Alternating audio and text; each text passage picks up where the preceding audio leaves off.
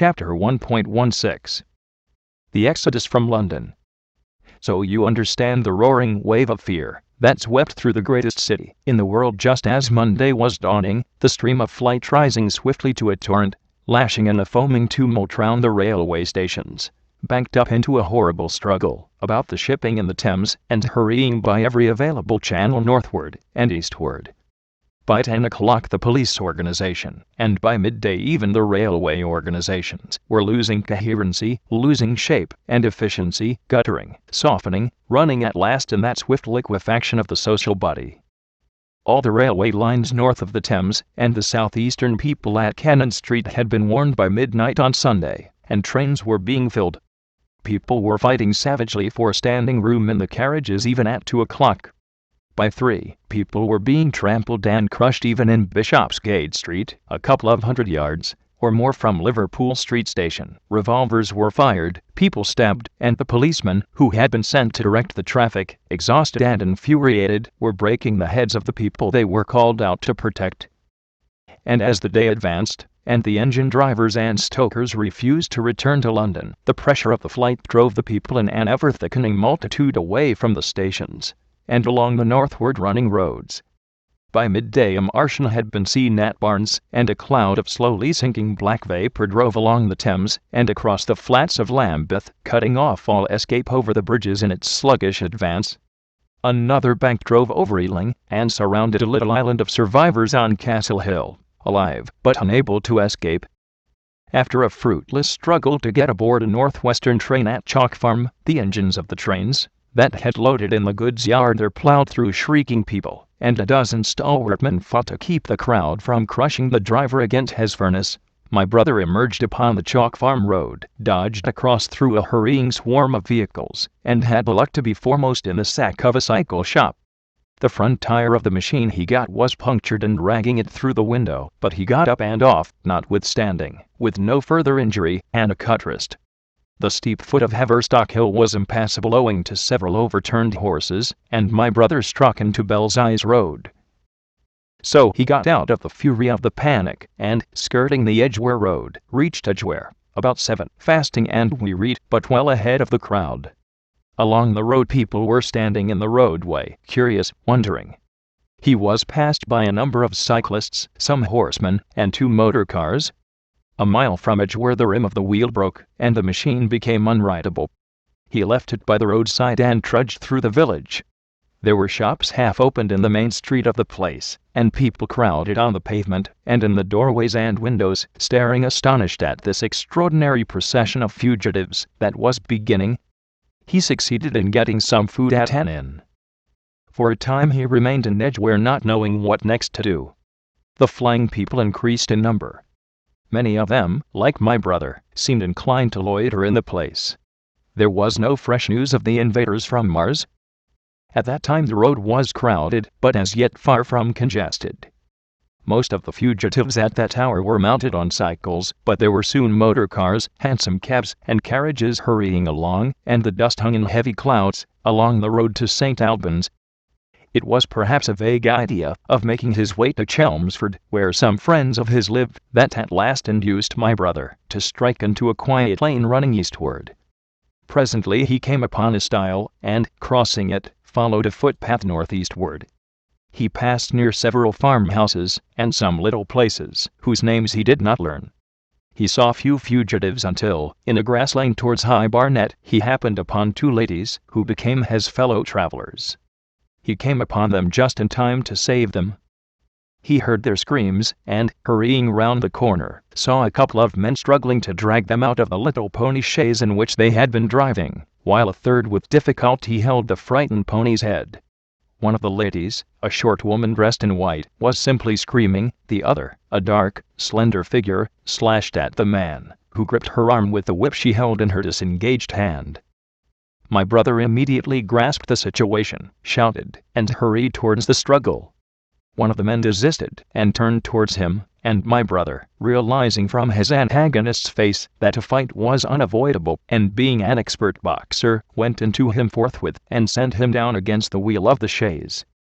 It was no time for pugilistic chivalry, and my brother laid him quiet with a kick and gripped the collar of the man, who pulled at the slender lady's arm. He heard the clatter of hoofs, the whip stung across his face, a third antagonist struck him between the eyes, and the man he held wrenched himself free, and made off down the lane in the direction from which he had come. Partly stunned, he found himself facing the man who had held the horse's head, and became aware of the chaise receding from him down the lane, swaying from side to side, and with the women in it looking back. The man before him, a burly rough, tried to close, and he stopped him with a blow in the face.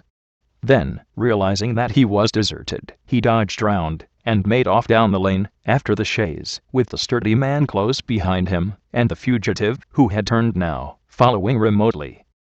Suddenly he stumbled, and fell. His immediate pursuer went headlong, and he rose to his feet, to find himself with a couple of antagonists again.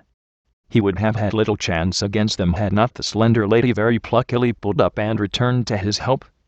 It seems she had had a revolver all this time, but it had been under the seat when she and her companion were attacked. She fired at 6 yards distance, narrowly missing my brother. The less courageous of the robbers made off, and his companion followed him, cursing his cowardice. They both stopped in sight down the lane, where the third man lay insensible. "Take this," said the slender lady, and she gave my brother her revolver. "Go back to the chaise," said my brother, wiping the blood from his split lip. She turned without a word. They were both panting, and they went back to where the lady in white struggled to hold back the frightened pony. The robbers had evidently had enough of it. When my brother looked again, they were retreating. "I'll sit here," said my brother, "if I may," and he got up on the empty front seat. The lady looked over her shoulder. "Give me the reins," she said, and laid the whip along the pony's side. In another moment a bend in the road hid the 3 men from my brother's eyes. So, quite unexpectedly, my brother found himself, panting, with a cut mouth, a bruised jaw, and blood-stained knuckles, driving along an unknown lane with these 2 women. He learned they were the wife and the younger sister of a surgeon living at Stanmore, who had come in the small hours from a dangerous case at Pinner, and heard at some railway station, on his way of the march in advance.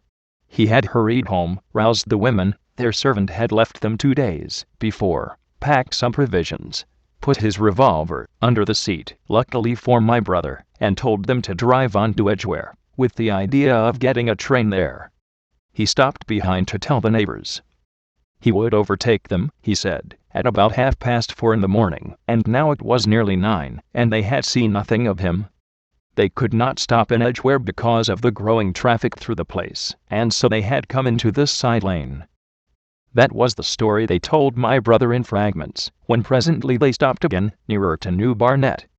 He promised to stay with them, at least until they could determine what to do, or until the missing man arrived, and professed to be an expert shot with the revolver, a weapon strange to him, in order to give them confidence. They made a sort of encampment by the wayside, and the pony became happy in the hedge. He told them of his own escape out of London, and all that he knew of these Martians and their ways. The sun crept higher in the sky, and after a time their talk died out and gave place to an uneasy state of anticipation. Several wayfarers came along the lane, and of these my brother gathered such news as he could. Every broken answer he had deepened his impression of the great disaster that had come on humanity, deepened his persuasion of the immediate necessity for prosecuting this flight.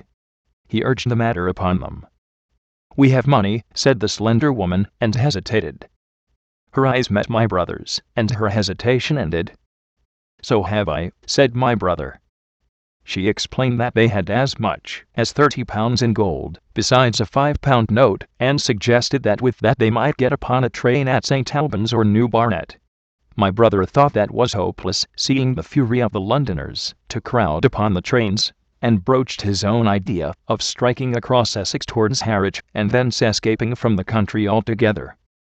Mrs. Elphinstone, that was the name of the woman in white, would listen to no reasoning, and kept calling upon George, but her sister-in-law was astonishingly quiet and deliberate, and at last agreed to my brother's suggestion. So, designing to cross the Great North Road, they went on towards Barnet, my brother leading the pony to save it as much as possible.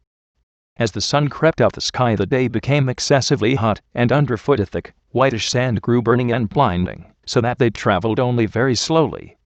The hedges were grey with dust, and as they advanced towards Barnet a tumultuous murmuring grew stronger.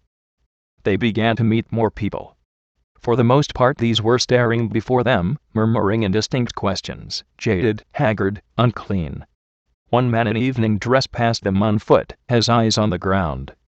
They heard his voice, and, looking back at him, saw one hand clutched in his hair, and the other beating invisible things.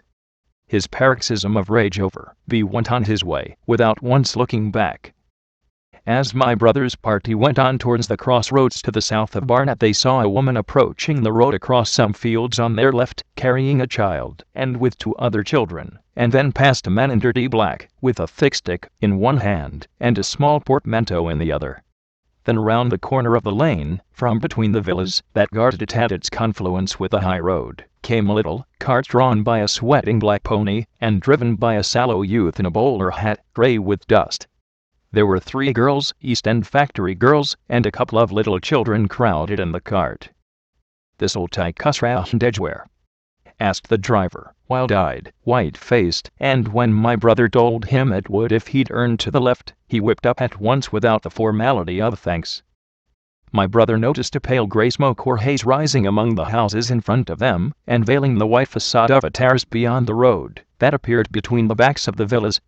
Mrs. Elphinstone suddenly cried out at a number of tongues of smoky red flame leaping up above the houses in front of them against the hot, blue sky. The tumultuous noise resolved itself now into the disorderly mangling of many voices, the gride of many wheels, the creaking of wagons, and the staccato of hoofs. The lane came round sharply not 50 yards from the crossroads. "Good heavens!" cried Mrs. Elphinstone.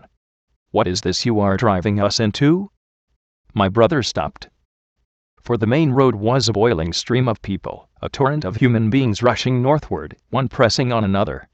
A great bank of dust, white and luminous in the blaze of the sun, made everything within 20 feet of the ground grey and indistinct, and was perpetually renewed by the hurrying feet of a dense crowd of horses, and of men and women on foot, and by the wheels of vehicles of every description. "Way!" My brother heard voices crying. "Make way!" It was like riding into the smoke of a fire to approach the meeting point of the lane and road. The crowd roared like a fire, and the dust was hot and pungent. And, indeed, a little way up the road a villa was burning, and sending rolling masses of black smoke across the road to add to the confusion.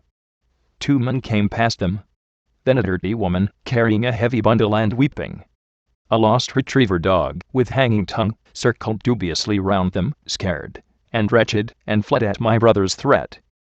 So much as they could see of the road Londonward, between the houses to the right was a tumultuous stream of dirty, hurrying people, pent in between the villas on either side. The black heads, the crowded forms, grew into distinctness, as they rushed towards the corner, hurried past, and merged their individuality again in a receding multitude that was swallowed up at last in a cloud of dust.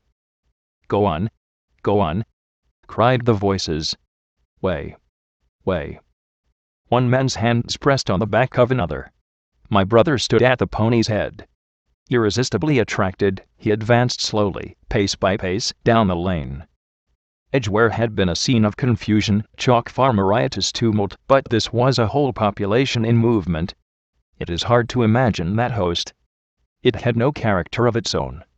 The figures poured out past the corner, and receded with their backs to the group in the lane.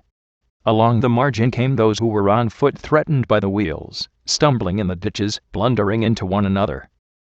The carts and carriages crowded close upon one another, making little way for those swifter and more impatient vehicles that darted forward every now and then when an opportunity showed itself of doing so, sending the people scattering against the fences and gates of the villas. "Push on!" was the cry. "Push on! They are coming!" In one cart stood a blind man in the uniform of the Salvation Army, gesticulating with his crooked fingers, and bawling, "Eternity! Eternity!" His voice was hoarse and very loud, so that my brother could hear him long after he was lost to sight in the dust. Some of the people who crowded in the carts whipped stupidly at their horse, and quarreled with other drivers. Some sat motionless, staring at nothing with miserable eyes. Some gnawed their hands with thirst, or lay prostrate in the bottoms of their conveyances. The horses' bits were covered with foam, their eyes bloodshot. There were cabs carriages, shop cars, wagons, beyond counting, a mail cart, a road cleaner's cart marked Vestry of St. Pancras, a huge timber wagon crowded with roughs. A brewer's dray rumbled by with its two near wheels splashed with fresh blood. "Clear the way!" cried the voice, "clear the way!" Eternity, eternity, came echoing down the road. There were sad, haggard women tramping by, well-dressed, with children, that cried and stumbled, their dainty clothes smothered in dust, their weary faces smeared with tears. With many of these came men, sometimes helpful, sometimes lowering and savage. Fighting side by side with them pushed some weary street outcast in faded black rags, wide-eyed, loud-voiced, and foul-mouthed. There were sturdy workmen thrusting their way along, wretched, unkempt men, clothed like clerks or shopmen, struggling spasmodically. A wounded soldier my brother noticed, men dressed in the clothes of railway potters, one wretched creature, in a nightshirt with a coat thrown over it. But varied as its composition was, certain things all that host had in common. There were fear and pain on their faces, and fear behind them. A tumult up the road, a quarrel for a place in a wagon, sent the whole host of them quickening their pace. Even a man so scared and broken that his knees bent under him was galvanized for a moment into renewed activity. The heat and dust had already been at work upon this multitude. Their skins were dry, their lips black and cracked. They were all thirsty, weary, and footsore.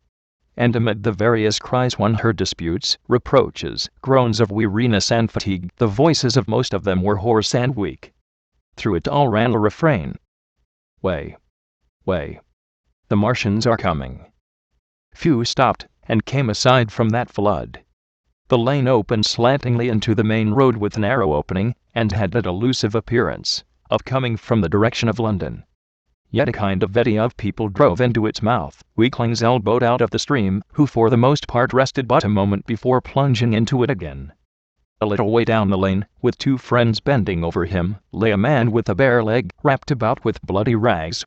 He was a lucky man to have friends. A little old man, with a grey military mustache, and a filthy black frock coat, limped out and sat down beside the trap, removed his boot, his sock was blood-stained, shook out a pebble, and hobbled on again, and then a little girl of 8 or 9, all alone, threw herself under the hedge close by my brother, weeping. "I can't go on. I can't go on." My brother woke from his torpor of astonishment, and lifted her up, speaking gently to her, and carried her to Miss Elphinstone. So soon as my brother touched her she became quite still, as if frightened. "Ellen!" shrieked a woman in the crowd, with tears in her voice, "Ellen!" And the child suddenly darted away from my brother, crying, "Mother!" "They are coming," said a man on horseback, riding past along the lane. "Out of the way, there!" bawled a coachman, towering high, and my brother saw a closed carriage turning into the lane. The people crushed back on one another to avoid the horse. My brother pushed the pony and chaise hack into the hedge, and the man drove by and stopped at the turn of the way. It was a carriage, with a pole for a pair of horses, but only one was in the traces. My brother saw dimly through the dust that 2 men lifted out something on a white stretcher, and put it gently on the grass, beneath the privet hedge. One of the men came running to my brother. "Where is there any water?" he said. "He is dying fast, and very thirsty." "It is Lord Garrick." "Lord Garrick," said my brother, "the Chief Justice." "The water," he said. "There may be a tap," said my brother, "in some of the houses. We have no water. I dare not leave my people." The man pushed against the crowd towards the gate of the corner house. "Go on," said the people, thrusting at him. "They are coming. Go on." Then my brother's attention was distracted by a bearded, eagle-faced man lugging a small handbag, which split even as my brother's eyes rested on it, and disgorged a mass of sovereigns that seemed to break up into separate coins as it struck the ground. They rolled hither and thither among the struggling feet of men and horses. The man stopped and looked stupidly at the heap, and the shaft of a cab struck his shoulder and sent him reeling. He gave a shriek and dodged back, and a wheel shaved him narrowly. "Way!" cried the men all about him. "Make way!" So soon as the cab had passed, He flung himself, with both hands open, upon the heap of coins, and began thrusting handfuls in his pocket. A horse rose close upon him, and in another moment, half rising, he had been borne down under the horse's hoofs. "Stop!" screamed my brother, and pushing a woman out of his way, tried to clutch the bit of the horse. Before he could get to it, he heard a scream under the wheels, and saw through the dust the rim passing over the poor wretch's back. The driver of the cart slashed his whip at my brother, who ran round behind the cart. The multitudinous shouting confused his ears. The man was writhing in the dust among his scattered money, unable to rise, for the wheel had broken his back, and his lower limbs lay limp and dead. My brother stood up and yelled at the next driver, and a man on a black horse came to his assistance. "Get him out of the road," said he, and, clutching the man's collar with his free hand, my brother lugged him sideways. But he still clutched after his money, and regarded my brother fiercely, hammering at his arm with a handful of gold. "Go on! Go on!" shouted angry voices behind. "Way! Way!" There was a smash as the pole of a carriage crashed into the cart, that the man on horseback stopped. My brother looked up, and the man with the gold twisted his head round, and bit the wrist that held his collar. There was a concussion, and the black horse came staggering sideways, and the cart horse pushed beside it. A hoof missed my brother's foot by a hair's breadth. He released his grip on the fallen man, and jumped back. He saw anger change to terror on the face of the poor wretch on the ground, and in a moment he was hidden, and my brother was borne backward and carried past the entrance of the lane, and had to fight hard in the torrent to recover it. He saw Michelle Pinestone covering her eyes, and a little child, with all a child's want of sympathetic imagination, staring with dilated eyes at a dusty something that lay black and still, ground, and crushed under the rolling wheels. "Let us go back," he shouted, and began turning the pony round. "We cannot cross this hell," he said, and they went back 100 yards the way they had come, until the fighting crowd was hidden.